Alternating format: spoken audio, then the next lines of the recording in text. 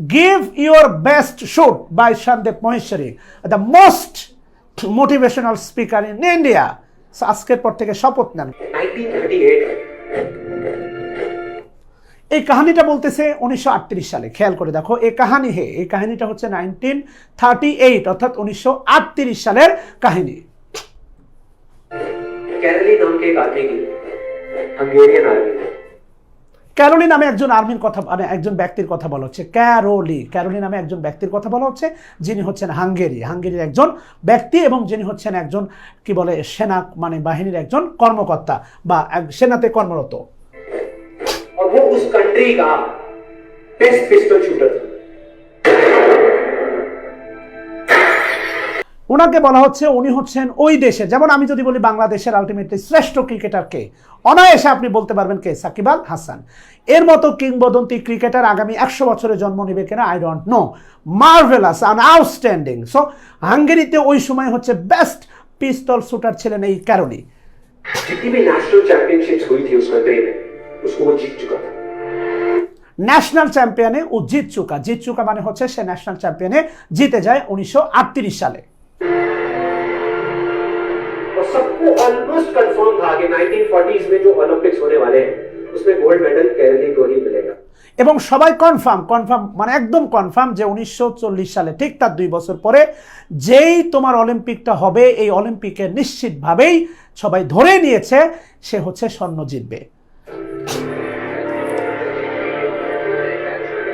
उसने सालों से ट्रेनिंग करी थी, उसका एक ही सपना था, एक ही फोकस था। সালোসি ট্রেনিং কারোতে, সালোসি মানে 1 সালেরও বেশি, 1 বছরেরও বেশি। এক ফোকাস, একমাত্র লক্ষ্য, স্যার যেটা বলেন একমাত্র লক্ষ্য, একই ফোকাস থা, একই স্বপ্ন থা। আপনার স্বপ্নই হবে একটা। আপনি এডির চিন্তা করতে করতে আবার মনে করেন খালাতো বোনের চিন্তা করতে করতে ভিতরে মামাতো বোন হান্দাই দিচ্ছেন, মানে দিয়ে দিচ্ছেন, ঝামেলা আছে না। একই স্বপ্ন থা। আপনি যদি এডির স্বপ্ন দেখেন এগুলো ক্যাশ ম্যাশ সব তুলা ধোনার মতো উড়ে যাবে। তার একই স্বপ্ন থা, একই ড্রিম থা, একই ফোকাস থা, মানে একটাই ফোকাস, একটাই ড্রিম হতে হবে कि मुझे अपने इस हाथ को दुनिया का बेस्ट शूटिंग हैंड बनाना है, बेस्ट बनाना है, बेस्ट बनाना है। ওনার এই হাতকে পৃথিবীর শ্রেষ্ঠ হাত বানাবে। और वो कामयाब हो गया, उसने बना लिया बेस्ट शूटिंग। सिर्फ 2 साल का था। 1938 में एक आर्मी का ट्रेनिंग कैंप चल रहा था, जो आर्मी में था, तो एक एक्सीडेंट हो गया। उसके उसी हाथ में जिससे उसने गोल्ड मेडल जीतना था, उसमें एक हैंड ग्रेनेड फट गया। আলটিমেটলি 1938 সালে তোমার একটা সেনাবাহিনী ক্যাম্প চলে, সেখানে বলা হচ্ছে উনি মানে আর্মিতে কর্মরত ছিলেন এবং হচ্ছে সেখানে আলটিমেটলি একটা গ্রেনেড তার হাতে ফেটে তার এই যে স্বপ্নের হাত, ডান হাত, পৃথিবীতে শ্রেষ্ঠ শুটার প্রমাণ করবে, এই হাত হচ্ছে আলটিমেটলি বিস্ফোরণে তার হাতটা উড়ে যায়। वो हाथ चला गया। जो उसका सपना था, जो फोकस था, सब खत्म। তার যে স্বপ্ন ছিল, এই যে দেখো লোকটা কাঁদতেছে, যদি এটা হচ্ছে আলটিমেটলি আপেক্ষিকভাবে তৈরি করা হয়েছে, তার যে ফোকাস, তার যে স্বপ্ন, সব খতম, শেষ। এখন আর কি করবে বলো? একটা কথা বলি তোমাদেরকে, এই যে একটা চিল্লানি দিল না, যখন অনেক কষ্ট পাবা একটু ছাদে গিয়ে একটা বিশাল জুড়ে চিৎকার দিবা, দেখবা ভিতরের যত কষ্ট এটা উদ্গীরণ হয়ে একদম ঠান্ডা হয়ে যাবা। उसके पास 2 रास्ते थे, एक तो ये कि बाकी की पूरी जिंदगी रोता रहे और कहीं जा करके छुप जाए, या अपना जो गोल था जिस पे उसने फोकस किया हुआ था उसको पकड़ करके रखे। তার হাতে এখন কিন্তু 2টা অপশন, খেয়াল করো, ডান হাত শেষ, তার স্বপ্ন শেষ, তার হাতে 2টা অপশন, কোনটা বেছে নেবে? তুমি কোনটা বেছে নেবে খেয়াল করো।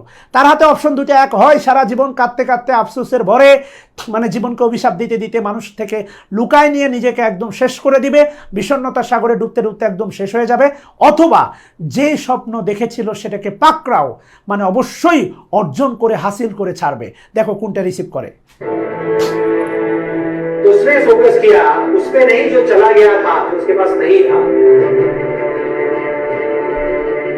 उसने फोकस किया उस पे जो उसके पास था।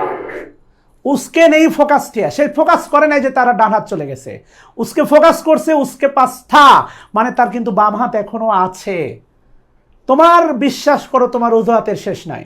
তুমি কখনো এই যে এই অর্ধ বোতলকে বলতে পারো না, সবসময় এটা বলো এটা অর্ধেক খালি, কখনো বলতে পারো না অর্ধেক ভরা।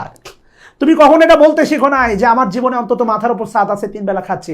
তুমি বারবারই বলো আমার এই নাই, ওই নাই, সেই নাই, ও গার্লফ্রেন্ড চলে গেছে, বয়ফ্রেন্ড চলে গেছে, আমার মতো অথর্ব জীবন দিয়ে আর কিচ্ছু হবে না। অথচ বিশ্বাস করো সামনে তোমার জন্য কি অপেক্ষা করতেছে তুমি নিচের কিচ্ছু জানো না। সো দুটো অপশনের মধ্যে দেখো সে কোনটা বেছে নিল।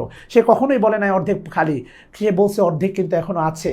তার ডান হাত শেষ, বেছে নিছে তার বাম হাত স্টিল অ্যালাইভ। বাম হাত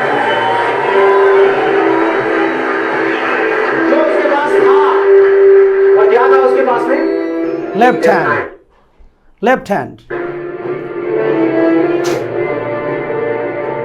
एक ऐसा हाथ जिससे वो लिख तक नहीं सकता। যে হাত দিয়ে সে লিখতেও পারে না, খেয়াল করো, লিখতে সাকতা মানে হিন্দি সিনেমা হিন্দিতে যা বলা হয়, সেই হাত দিয়ে লিখতেও সক্ষম না, সে হাত দিয়ে তার স্বপ্ন পূরণের সাহসিক চিন্তা করছে। থিঙ্ক ওভার দেয়ার।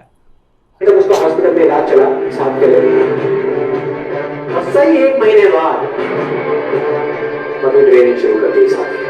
মেডিকেলে গেল, ডান হাতটা যতটুকু বিচ্ছিন্ন হয়ে লেগেছিল এটা নিয়ে আর টানতে পারতেছেন, এটাকে কেটে ফেলে 1 মাস পরে আবার ট্রেনিং শুরু কিয়া থা, অর্থাৎ নতুন করে আবার ঘুরে দাঁড়ালো।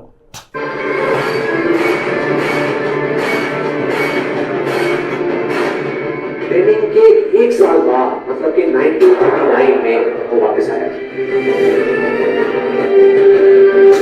National champion. ট্রেনিং এর ঠিক 1 বছর পরে, খেয়াল করে দেখো, ট্রেনিং এর ঠিক 1 বছর পরে 1939 সালে আবার সে ন্যাশনাল চ্যাম্পিয়ন, তার দেশে আয়োজিত, আবার সে ফিরে আসলো হাঙ্গেরিতে। অনেক পিস্তল শুটার, সারি পিস্তল শুটার মানে অনেক পিস্তল শুটার অংশ নিয়েছে।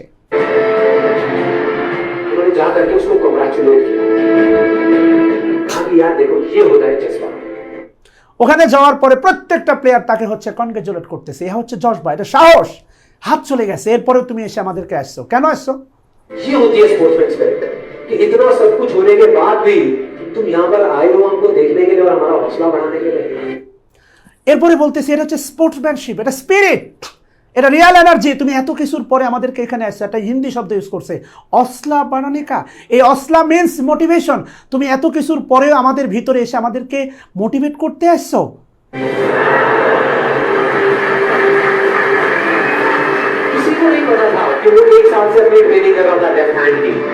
সে কাউকে বলে নাই যে সে বাম হাত দিয়ে হচ্ছে আলটিমেটলি বিগত 1 বছর এই দুর্ঘটনার পরে সে নিজেকে ট্রেনিং করছে। মনে রাখবা তোমার এই বেকারত্ব থেকে তোমার এডি হওয়ার আগ পর্যন্ত যে total journey, you are alone. এডি হওয়ার পরে celebration, not alone, together. Celebration সবার সাথে।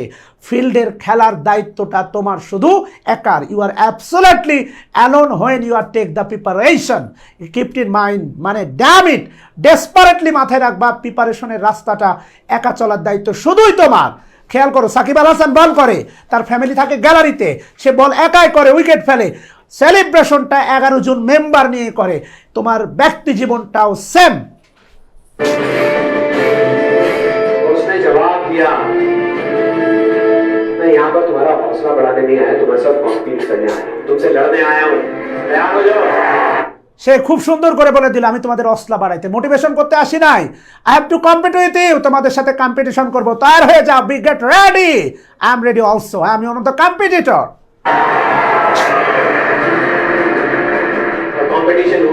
कंपटीशन हुआ। बाकी सब वहां पर जितने भी लोग थे वो कॉम्पीट कर रहे थे अपने बेस्ट हैंड से, ये कॉम्पीट कर रहा था अपने ओनली हैंड से, ओनली हैंड से। कौन जीता? कैरोली। স্বাভাবিক, প্রত্যেকে 2টা হাত আছে।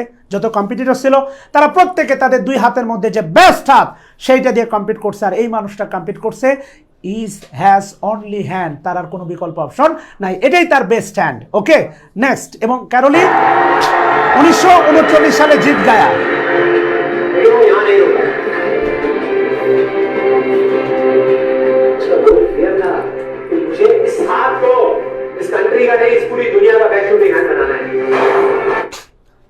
একমাত্র গোল শুধু এই হাতকে, এই লেফট হ্যান্ড, সে আবার পুনরুজ্জীবিত হলো, রিকাভার হিমসেলফ। এই হাতটাকে শুধুমাত্র হাঙ্গেরি নয়, পুরো বিশ্বের বেস্ট শুটিং হ্যান্ড বানানা চাতা, অর্থাৎ সে বানাতে চায়। তানিম सारा फोकस उठा करके डाला 1940 पे जब ओलंपिक्स होने वाले थे। তার পুরো ফোকাস এখন 1940 মে, অর্থাৎ অলিম্পিকের দিকে পুরো ফোকাস, যেটা উইল বি হেল্ড আফটার 1 ইয়ার, মাত্র 1 বছর পরে যেটা অনুষ্ঠিত হতে যাচ্ছে। लेकिन 1940s के ओलंपिक्स कैंसिल हो गए।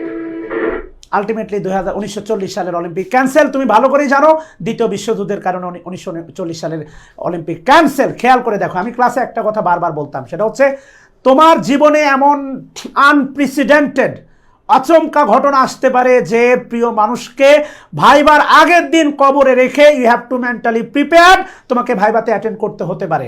নেভার থিঙ্ক তুমি যেভাবে চলে যাচ্ছ, একসাথে খাচ্ছ দাচ্ছ ঘুরে বেড়াচ্ছ, এই জীবনটার ধারাবাহিকতা সবসময় বহমান থাকবে নদীর স্রোতের মতো, এটা ভাবার কোনো সুযোগ নাই। নদীর স্রোতও কিন্তু মাঝে মাঝে চলতে গিয়ে ডানে বামে উপসে পড়ে অনেকগুলো মানুষের ক্ষতির কারণও হয়। তো এই কারণে তোমার জীবন নদীর স্রোতের মতো শুধু নদীর মাঝখান দিয়ে চলবে, এটা ভাবার কোনো সুযোগ নাই, এটা উপচে পড়ে অনেকগুলো মানুষের ক্ষতির কারণও হতে পারে। সো 1940 সালের অলিম্পিক ক্যান্সেল, স্বপ্নের আরো একবার মৃত্যু। একবার ডান হাত হারাইছে 38 সালে, স্বপ্নের মৃত্যু। 40 সালে Olympic cancel due to second world war, স্বপ্নের আবার মৃত্যু। খেয়াল করো,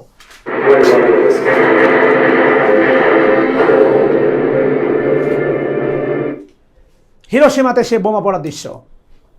কাটো আর একটু, হ্যাঁ সামনে নাও, साउंड 1944 में जो ओलंपिक्स होने वाले थे वो भी कैंसिल हो गए वर्ल्ड वॉर की वजह से, फिर से कैंसिल। 44 साल फिर से कैंसिल, 44 साल आबार कैंसिल। उसने अपना सारा फोकस उठा करके डाल दिया 1948 के ओलंपिक्स। 1938 में उसकी एज थी 28 साल, 1948 में उसकी एज हो चुकी थी 38 इयर्स। और जो यंगर जो प्लेयर्स आते हैं निकल करके, उनसे कॉम्पीट करना मुश्किल होता चला जाता है। लेकिन मुश्किल नाम पे बहुत हाई नहीं उसकी डिक्शनरी वो गया। একটু ভালো করে খেয়াল করে দেখো, আলটিমেটলি 1948 সালে তার স্বপ্নটা ট্রান্সফার হয়ে গেল। 1938 সালে তার বয়স ছিল 28, আর 1948 সালে তার বয়স হয়ে গেল 38। এই 38 বছর বয়সে, এই 38 সালে তার বয়স ছিল 28, আর 48 সালে তার বয়স হয়ে গেল 28 থেকে 38। খেয়াল করে দেখো স্বপ্নের ট্রান্সফরমেশন কিভাবে হয়। স্বপ্ন কিন্তু এখনো অধরা। নেক্সট, पूरे वर्ल्ड के बेस्ट शूटर्स आए हुए थे जो अपने बेस्ट हैंड से कम्पीट कर रहे थे, और ये अपने ओनली हैंड से कम्पीट कर रहा था। और कौन जीता? The man with the only hand.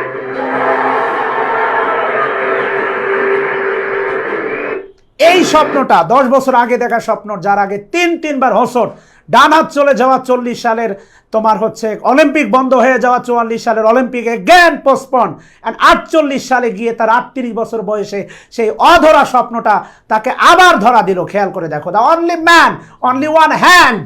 সে যদি ভাবতো আমার হাত চলে গেছে জীবন শেষ, এই স্বপ্নটা অধরা হতো না। এখানেই শেষ না, ওয়েট করো, ইতিহাস তো তৈরি এখনো বাকি। ও তাব্বি নেই রুকা। 48 সালের স্বপ্ন পূরণ করার পরে এখনো তার স্বপ্ন মনে হয় অধরা, এখনো সে থেমে যায় না। ওয়ান্স এগেন, 1952 ओलंपिक्स दोबारा कॉम्पीट किया उसने, और इस बार गोल्ड मेडल कौन जीता?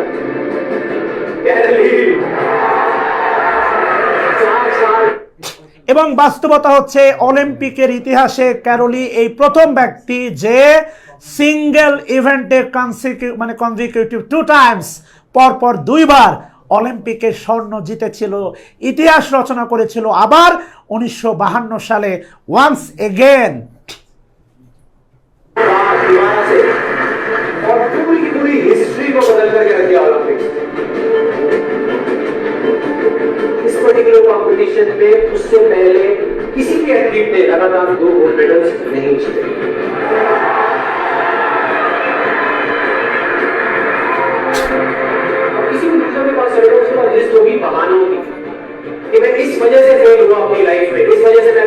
पाया, वो भी लिस्ट है। और दूसरी तरफ विनर के पास चले जाओ, তুমি আলটিমেটলি কিছু মানুষের কাছে যাও, হাজারো বাহানো সে, হাজারো বাহানা, কোটি কোটি বাহানা, এই নাই সেই নাই, খাবার নাই দাবার নাই, বাবার এই নাই সেই নাই, হাজারো বাহানা। আর তুমি কারো কাছে যাও, তার কাছে যাও যে জীবনে সফল হতে চায়, অনলি বাহানা, সে স্বপ্নকে পূরণ করে দেখাতে চায়। আজকের পর থেকে তোমাদের কাছে বক্তব্য, আপনাদের কাছে বক্তব্য আমার একটাই, never show the life to the excuse. জীবনকে কোনোভাবে অজুহাত দেখাবেন না। Never think what I have not, আমার কি নাই এটা ভাবার কোনো অবকাশ নাই। Think what I have. অনেকেই আছেন আপনাদের ভিতরে মানসিকভাবে এত দুর্বল, প্রতিদিনে নক করেন আপনারা, এত দুর্বল, একটা সামান্য বিচ্যুতি মনে হয় আপনার এই জলজন্ত জীবনকে ব্যর্থ করে দিছে। নেভার এভার এই সামান্য না পাওয়া। আপনি খেয়াল করে দেখেন ক্যারোলি, যার স্বপ্ন শুরু হয়েছিল 38 সাল থেকে, সে স্বপ্ন পূরণ করছে 10 বছর পরে গিয়ে। আপনি শুধুমাত্র আমাদের সাথে 6টা মাস পথ চলতে পারবেন না? জীবনের যত আমোদ প্রমোদ আরাম প্রিয়তা, এই 6টা মাস আমাদেরকে উজাড় করে দেন। কথা দিচ্ছি এই 6 মাস পরে আপনারা বেস্ট কিছু একটা পাবেন আপনাদের জীবনে। So you have to invest your next 6 month with us. के पास में 1000 वजह होगी वो ना करने की जो वो करना चाहता है, सिर्फ एक वजह होगी वो करने की जो वो करना चाहता है।